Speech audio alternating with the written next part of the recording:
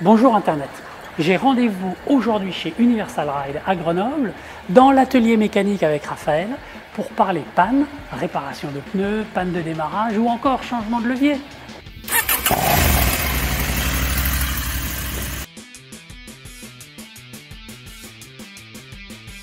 Bonjour Stéphane, pas besoin de partir bien loin pour avoir des crevaisons. Celles causées par un clou ou une vis sont facilement réparables grâce au kit de réparation tubeless. Pour cela, il vous faut enlever le clou ou l'objet contendant. Ensuite, il faut bien ajourer le trou et agrandir au besoin pour l'étape suivante. Enduire la mèche avec de la colle et mettre la mèche dans le trou au moyen de l'outil de guidage, en la laissant dépasser d'environ 1 cm à peu près. Après quelques minutes, gonflez le pneu avec la bonbonne d'air comprimée ou un compresseur et enfin couper le bout de la mèche qui dépasse du pneu. Maintenant, si le pneu est déchiré, le kit de réparation tubeless ne sera d'aucune utilité. Il vous faut alors enlever la roue et changer le pneu. Pour la roue avant, il faut d'abord enlever les étriers de frein. Pour cela, vous aurez besoin de l'embout Torx 45.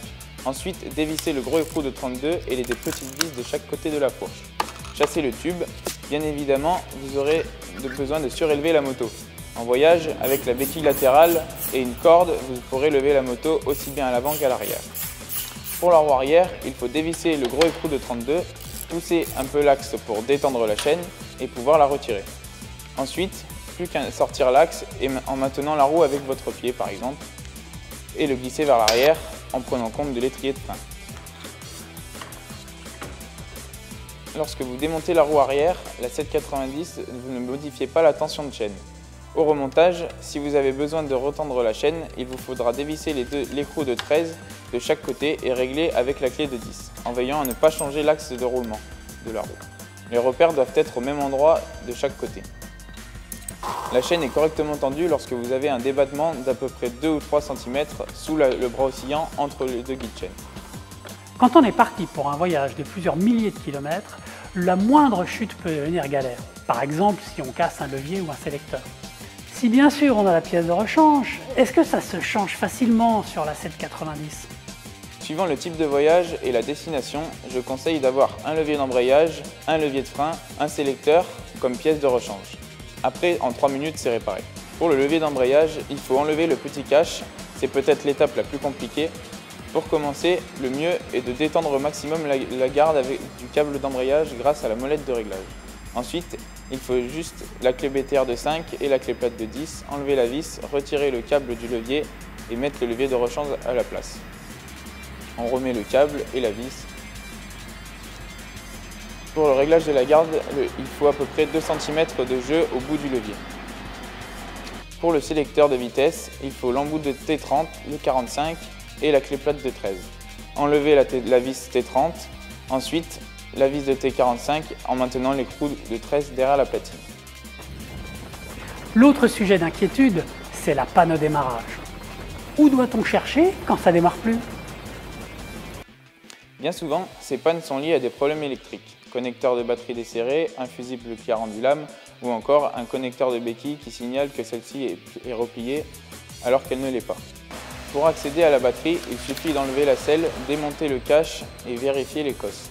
Si la batterie est déchargée, avec les câbles, on peut la faire redémarrer. Donc là, c'est la boîte à fusibles, avec tous les fusibles et 4 fusibles de rechange.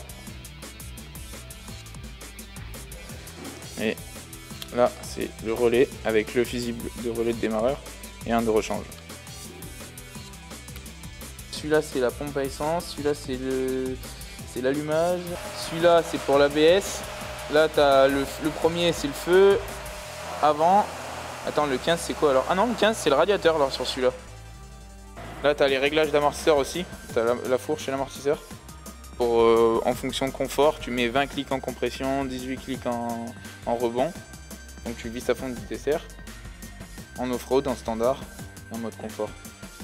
Il y a aussi les pannes d'essence. Sur la 790 Adventure, il y a 2 robinets manuels en bas du réservoir, de chaque côté, qui doivent être ouverts. Finalement, avant de partir en voyage, un passage à l'atelier pour une bonne révision s'impose. Et sur la route, il faut ménager sa moto et faire tous les jours un petit tour de vérification. Et quand on roule toute la journée avec beaucoup de poussière ou de sable, il est peut-être utile de nettoyer le filtre à air. Mais où est-il, Raphaël? Le filtre à air sur la KTM 790 est très facile d'accès. Il suffit d'enlever la selle, démonter le cache tenu par deux vis T30 et retirer le filtre à air comme ceci.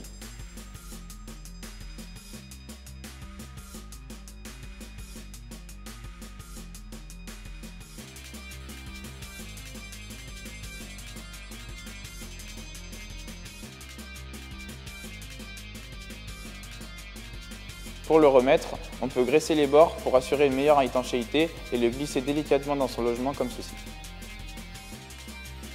Merci Raphaël. Il n'y a plus qu'à partir maintenant. Bonne route et merci Universal Ride.